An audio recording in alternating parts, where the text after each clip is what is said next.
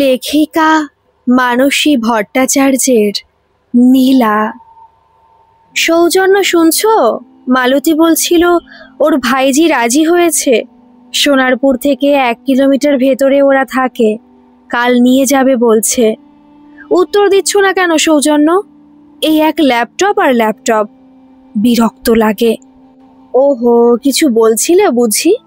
সে তো হবেই, এখন তো 12 বছরের পুরনো বউয়ের কথা শোনার আগ্রহ কমে যাবে, এটা স্বাভাবিক।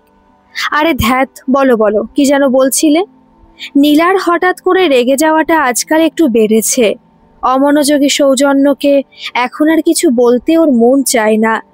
একটা ফাইল আপলোড করা বাকি ছিল, এখনই সেটা পাঠাতে হবে।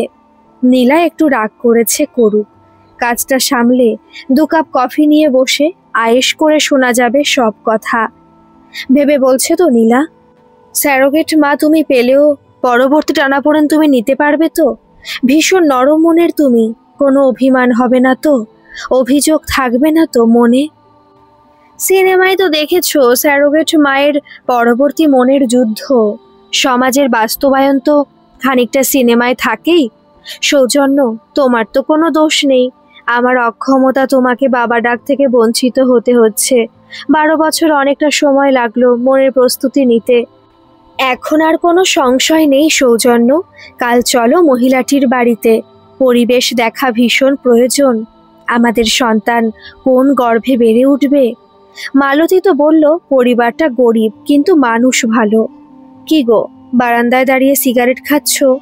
অনেকটা রাত পেরিয়ে গেছে, ঘুমোবে কখন? কাল আবার কাজ সেরে অতটা দূরে যেতে হবে। নীলাকে বুকের কাছে টেনে নিয়ে সৌজন্য বলল, সন্তান উপহার দিতে গিয়ে তোমার আমার সম্পর্কে চিড় ধরবে না তো?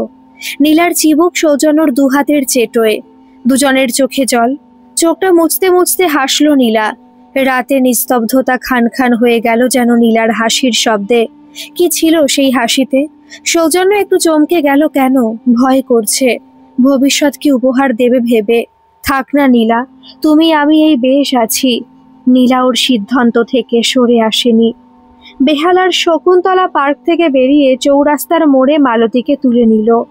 এবারে সোজা সোনারপুর। সেখান থেকে আরেকটু গেলে সেই বাড়ি যেখানে গর্ভ ভাড়া দেবে মালতীর ভাইজি।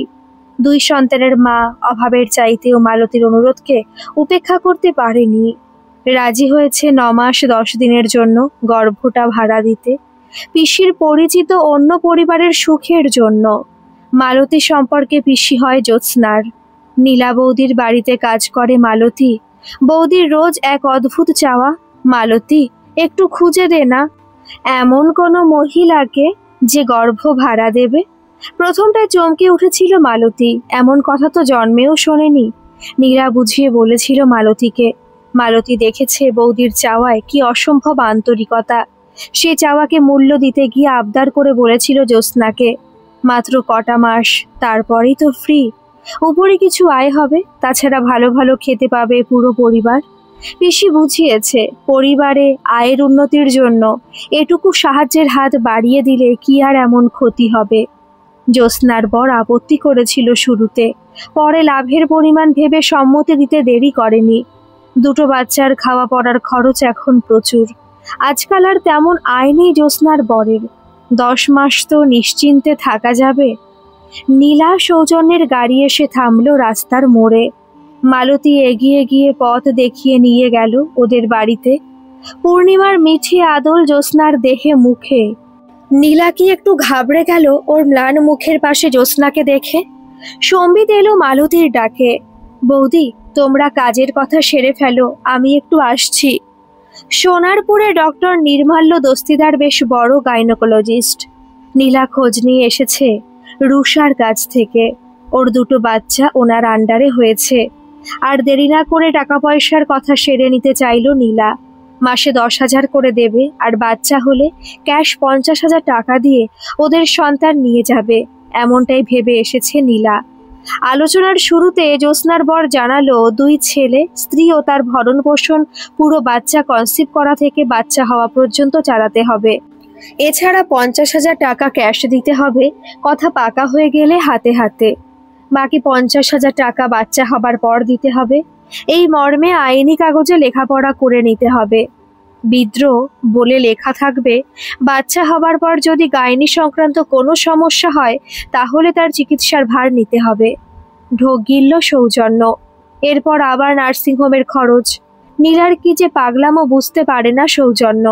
শৈশবোধ করার আগে সৌজন্য বলল একটু আলোচনার করে পরের মাসে একটা শুভ দিন দেখে আসবে।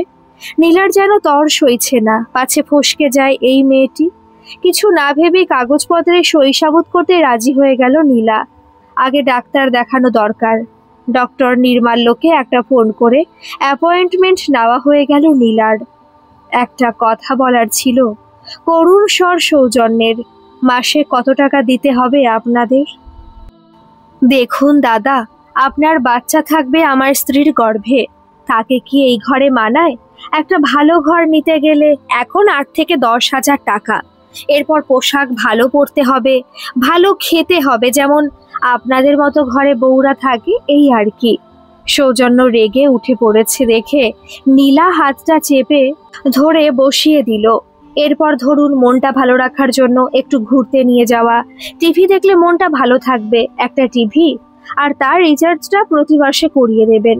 দেখুন দাদা, আমার বউ লোকের বাড়িতে বাসন মাজতে যায়, আবার দুটো বাড়িতে রান্নার কাজ করে। আপনার বাচ্চা যখন ওর পেটে ধরবে তখন এই কাজও করবে, এটা মানায় না। ও বাইরে কাজ করবে না, ঘরেরও কোনো কাজ করবে না। ঘরে বাসন মাজার লোক আর রান্নার লোক ঠিক করে দেবেন, আর তার টাকা দেবেন। ওর কাজ থাকবে না 10 মাস, এই 10 মাস আমার হাত খরচ বাবদ টাকা। 2 ছেলের পড়ার খরচ, ওদের শখ আহ্লাদ আপনাকে মেটাতে হবে। যা গরম দাদা, আপনার বাচ্চা ওর পেটে হাঁপিয়ে উঠবে। আপনাদের ঘরে যেমন ঠান্ডা মেশিন আছে, ঘর ঠান্ডা হবার জন্য সেটাও দেবেন। কোনো কিছুই আমাদের জন্য চাইছি না দাদা, সব আপনার বাচ্চার জন্য। আপনাদের এত দিতে হলে আবার অগ্রিম 50 পরে 50,000 টাকা চাইছেন কেন? এ কি বলছেন দাদা? আপনার সন্তান ভালো থাকবে, এ তো আপনার দায়িত্ব, সব দিকটা দেখার। বাচ্চা হতে গিয়ে বউটা যদি টসকে যায় তাহলে দুটো বাচ্চা মানুষ করব কি করে? ইচ্ছে হলে লেখাপড়া করুন, না হলে আমার বউ আমার থাক। যতই বলেন না কেন দাদা, আপনার বাচ্চা থাকবে আমার বউয়ের পেটে। আপনি তো আসবেন কদিন বাদে বাদেই, একটু যে ফষ্টি নষ্টি হবে না তা কি হলফ করে বলতে পারেন? কান জ্বালা করছে এ ধরনের কথায়। সিগারেট খাওয়ার অজুহাতে বাইরে বেরিয়ে এলো সৌজন্য। নীলার একটা সন্তান চাই, আর সেটা হবে সৌজন্যর। তাকে অবলম্বন করে বাঁচবে রোজ। এখানে এই খরচ অতি তুচ্ছ। সব মেনে নিল নীলা। ডাক্তার দেখাতে হবে জ্যোৎস্নাকে নিয়ে। সব কিছু টেস্ট করে ডাক্তারবাবু অনুমতি দিলেন। সৌজন্যকে একটা ডেট দেওয়া হলো, যে সময় এলে জ্যোৎস্না কনসিভ করতে পারবে। আগামী মাসের একটা দিন বলে দিলেন। নীলা জলদি কাউন্ট করে দেখলো আর মাত্র 17 দিন। সেই ফাঁকে বাড়ি ভাড়া, একটা এসি, টিভি, রান্নার লোক, বাসন মাজার লোক ঠিক করে নেবার সুযোগ পাবে নীলা। সব ঠিকঠাক করে রাখার কথা বলে নীলা আর সৌজন্য বের হতে যাবার মুখে জ্যোৎস্নার বরের হাতে টাকা দিয়ে এলো সব গুছিয়ে রাখার জন্য। জ্যোৎস্নার পেটে 7 মাসের বাচ্চা, বেশ নড়াচড়া করছে। পেটের উপর হাত রাখলো নীলা। কখনো ডান দিক উঁচু হয়ে উঠছে, তো কখনো বা বাদিক। ইচ্ছে করছে সৌজন্যর একবার ছুঁয়ে ফিল করার, কিন্তু নীলা যদি কষ্ট পায়, এসব ভেবে আর এগোয়নি মনের চাওয়া। ক্রমশ দিন এগিয়ে আসছে যত, নীলা তত ব্যাকুল হয়ে উঠছে। অবশেষে এলো সেই শুভ দিন। ডক্টর নির্মাল্য দস্তিদারের নার্সিংহোমে লেবার রুমের সামনে বসে আছে সৌজন্য। নীলার অস্থির পায়চারি। দূরে বসে আছে জ্যোৎস্নার বর। মালতী বৌদিকে বারে বারে বলছে এত ভাবার কিছু নেই, আমাদের ঘরে বাচ্চা হতে এত ঝামেলা হয় না। ও 2 সন্তানের মা, কোনো চিন্তা নেই। মালতী সেই সকালে নিয়ে গেছে লেবার রুমে। প্রথমে পেইন ঠিক মতো হয়নি, ঠিক আছে, কিন্তু নার্স তো বলল স্যার এসেছেন, আধ ঘন্টার মধ্যে খবর পাবেন। প্রায় 1 ঘন্টা হয়ে গেল মালতী। মা ডাক শোনার কপাল লাগে জানিস। লেবার রুমে দরজাটা খুলে গেল। নার্সের কোলে সৌজন্যের সন্তান। ছুটে গেল সন্তানের সামনে। সৌজন্য একবার চেয়ে দেখো, তুমি তুমি তুমি। নার্স জানালো মা সন্তান দুজনেই পুরোপুরি সুস্থ। সিস্টার, ছেলে হয়েছে নাকি মেয়ে? যাই হোক, সন্তান সব রূপেই প্রিয়। নার্স কিছু বলছে না দেখে নীলা আবার জানতে চাইল। ততক্ষণে ডাক্তার এসে সামনে দাঁড়িয়েছেন। মিসেস সেন, থার্ড জেন্ডার হয়েছে আপনাদের সন্তান। বিরক্তিতে ভরপুর সৌজন্য জানালো, এই সন্তান নিয়ে কি হবে নীলা? এখন ওর মায়ের কাছে বেড়ে উঠুক, পরে ওর জায়গা মতো চলে যাবে। কি বলছো সৌজন্য? আমি ওর মা। ভাড়া ছিল কয়েক মাস অন্যের গর্ভে। ভাড়াটে কখনো নিজের হয় না, তাই আমাদের সন্তান আমাদের কাছে বেড়ে উঠবে, বড় হবে, মানুষ হবে। মানুষ করতে দেবে না সমাজ। ওর আচার আচরণে রোজ রোজ তোমাকে নানা প্রশ্নের মুখোমুখি হতে হবে নীলা। সিস্টার বাচ্চাটিকে নিয়ে গেল ভেতরে। সৌজন্য ততক্ষণে নেট ঘাঁটতে শুরু করে দিয়েছে কোথায় বাচ্চাটিকে রাখা যায়। চোখে জল নীলার। তুমি এত কঠিন মনের সৌজন্য? তোমার আমার সন্তান, তা যেমনই হোক, দুজনে ঠিক বড় করে তুলবো। অবজ্ঞা করো না নিজের সন্তানকে। নীলা, বাস্তবকে মানতে শেখো। এই সন্তান তুমি ঘরে রাখতে পারবে না। কদিনের মায়ার বাঁধনে ওকে নিয়ে তুমি অভ্যস্ত হয়ে উঠবে, এটা সত্যি, কিন্তু একটা সময় ওদের ডেরায়ও যাবেই। আমি শুরু থেকে সে পরিবেশে আমার সন্তানকে নিয়ে আমি থাকবো সৌজন্য। তুমি তোমার সমাজ স্ট্যাটাস নিয়ে বাঁচো, ছোট্ট সৌজন্য থাকবে আমার কাছে। এসব কি ভাবছো নীলা? আমাদের সম্পর্কের মূল্য এত ঠুনকো তোমার কাছে? ঠিক আছে, সবাই জানবে মেয়ে হয়েছে। সম্ভব নয় সৌজন্য। যা সত্যি তাই জানবে সবাই। এতে শুরু থেকেই ওর বেড়ে ওঠায় স্বচ্ছন্দ থাকবে। নামটা চটপট ভেবে বলো সৌজন্য। এখন আর নাম বলতে ভালো লাগছে না একদম। কত নাম তো ভেবে রেখেছিলে সৌজন্য। সৌজন্য, ওর নাম হবে সম্মান। তুমি আমি দুজনেই ঘিরে থাকলাম ওকে, কোনো ঝাপটা এসে পড়বে না ওর উপর।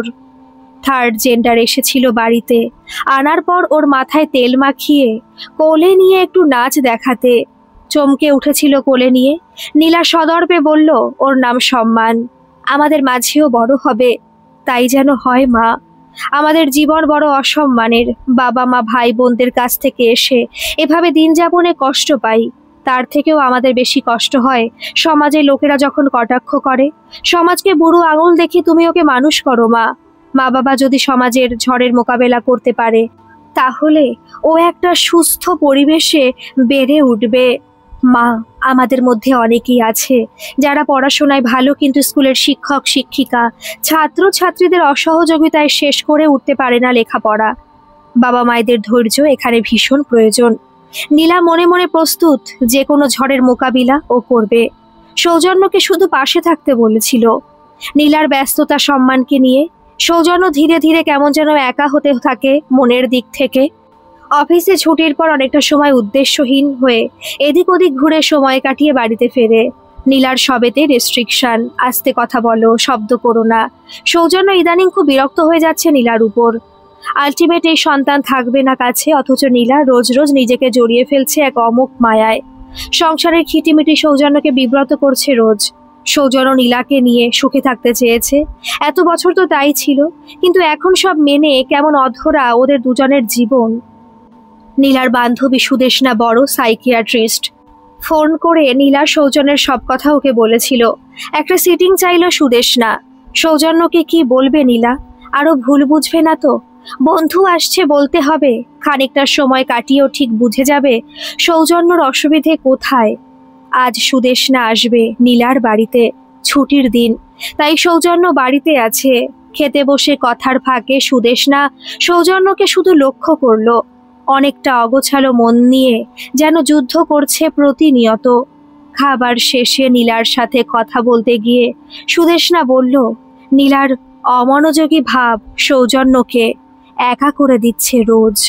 এটা সব স্বামী স্ত্রীর জীবনেই একটা সন্তান এলে খানিকটা মনোযোগের ঘাটতি পড়ে, কিন্তু কথা বলে যা বুঝলাম সৌজন্য বিশ্বাস করে এই সন্তান বেশি দিন ওদের কাছে থাকবে না। তাহলে শুরুতেই কেন সঠিক জায়গায় ওকে রেখে দেওয়া হচ্ছে না? সুদেষ্ণা, তুই ওর চিকিৎসা শুরু করে ওকে সুস্থ করে দে। একদিনও গর্ব করবে বিশ্বজগতে। এদের দেবার অনেক কিছু আছে। আসলে সমাজের অজুহাতে, মা বাবার উপেক্ষায় এদের ক্ষমতা থাকলেও এগিয়ে যেতে সাহস পায় না। সুদেষ্ণা, একটু সাহায্য কর। আমার চাওয়াকে যেন সার্থক করতে পারি আমি। আমি আছি তোর পাশে নীলা। এত সুন্দর প্রচেষ্টা দৃষ্টান্ত হয়ে থাকুক সমাজের কাছে। ওরা ব্রাত্য নয়, সমাজের রূপ রস গন্ধের সবটুকু পাবার ওদের অধিকার আছে। নীলার আজ শরীরটা খুব খারাপ। সৌজন্য সম্মানের হাত ধরে এগিয়ে যাচ্ছে স্কুলের পথে। এভাবে এগিয়ে যাবে সৌজন্য সম্মানকে নিয়ে। একটা সন্তান বড় হওয়ার পেছনে বাবা মা পাশে না থাকলে ওরা কাকে ভরসা করবে?